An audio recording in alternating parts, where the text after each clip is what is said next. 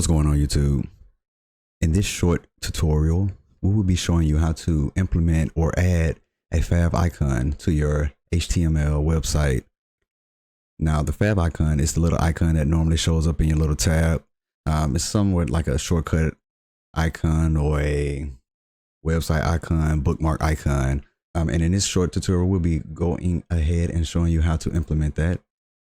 For one, you will need an image. Here we'll be using my business's logo here. Now, the first thing that you have to do is to rename the image that you will be utilizing for your website.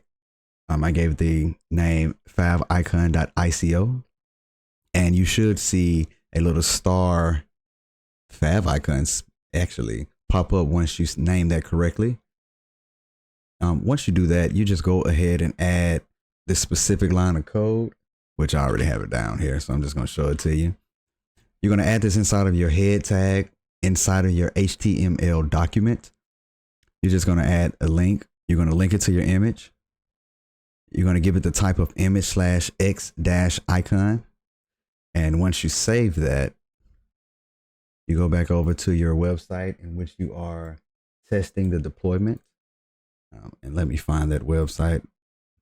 So here we did not have it. Once we refresh, now as you can see, the icon is appearing right next to my name, or the website's name rather, Beck Develops. And that's it. That's how you do it. That's that simple. If I didn't go into any information or details as far as creating the graphics or anything like that, only implementing once you have the image. I'll probably have other tutorials to show you how to create those if you need. But it is as simple as that. Thank you.